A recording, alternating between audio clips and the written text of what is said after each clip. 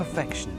It might be the morning sun caught in the dew on a spider's web, fresh fallen snow, or a baby rabbit playing by a stream. Perfection. It means different things to different people, but the basic ingredients of your basic perfection, if you like, could be seen to be completeness. Everything there, nothing wrong, no flaws whatsoever. There's a problem with that, is it's boring. There's no story.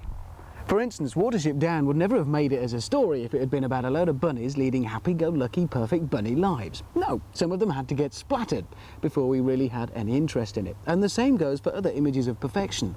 There has to be a flaw to make it interesting. The sun is only reflected in the dew for a few hours, and then the dew's gone. That's what makes it so special. And the only interest in fresh fallen snow lies in being the first one to run through it in your wellies.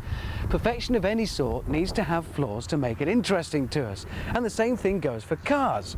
This is a car so good at what it does, so capable, it's almost boring. Think of Michael Schumacher, another boringly capable German. In fact, a man so in control that the wildest thing he's ever seen to do is perform the famous Schumacher jump, a leap in the air off a podium when he's just hurtled to victory in the latest Grand Prix. A jump in the air, eh? Go wild, man. Heroes and heroines of history have always shown themselves to have some sort of flaw, to be fallible in some way. We like that. We like fallible. So, what to say about this? Well, back to the fallen snow, really, lying there all perfect and untouched. The only thing we can do is run through it in our wellies. So, there have to be faults somewhere. 4.6 seconds. That's very fast.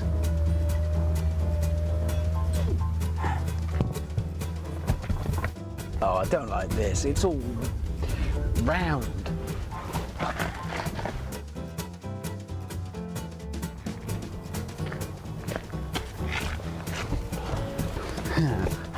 It'll be here somewhere. No. And the back's... No.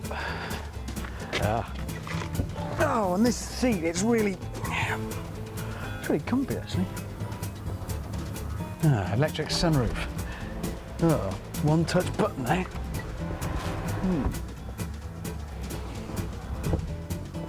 And this steering wheel, it's so... Well, it's leather.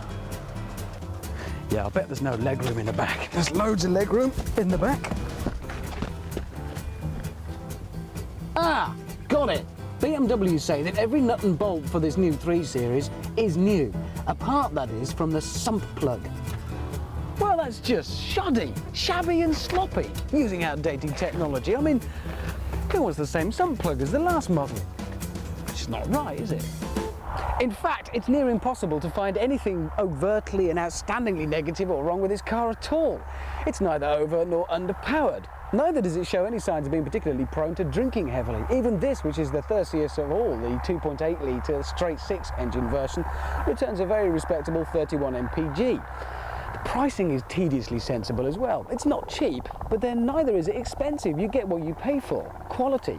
The 318i starts at launch at £19,500, rising to £27,500 for this, the 328i SE. But it's worth that much of anybody's money. Okay, slightly more than the last 3 Series, but then the car is bigger in all directions and you actually get more equipment. So work it out, and it makes sense as well, but nothing too drastic. All still very, very sensible.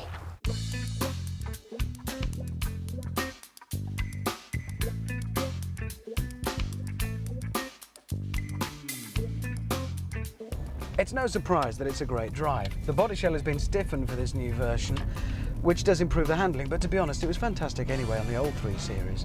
There's so much technology on board surrounding you in here that really press the wrong button at the wrong moment and you could accidentally launch a satellite. And you could also think that perhaps BMW believe that the first thing you and I are going to do when we slide behind the wheel of this thing is throw it through the nearest hedge. So much of the technology on board here is devoted to keeping everything pointing in the right direction.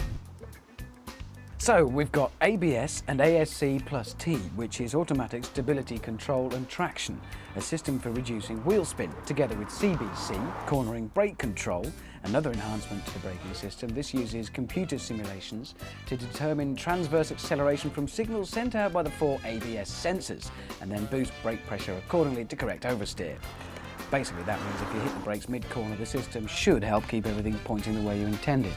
So if your ABS, ASC and CBC drop you in the you-know-what, there's always your DSC to fall back on, Dynamic Stability Control. It can actually reduce the power from the engine and apply the brakes to individual wheels to restore stability if it detects that things are going a tad wonky. Oh, and then there's TPC, Tyre Pressure Control. So if the car suffers a loss of tyre pressure, there's a little light to let us know. So ABS, ASC plus T, CBC, DSC and TPC. And the side airbags are ITS, the immobiliser is the EWS, there's an AIC control rain sensor on the wipers, and noise from the 1.9 engine is reduced by 10 dB. Oh, and the bulbs have all been replaced by LED. Actually, the various traction control and technical gizmos do work incredibly well, as is demonstrated the first time you get a bit smart and switch it off. And really only then do you realise just how much the system was doing to make you look good.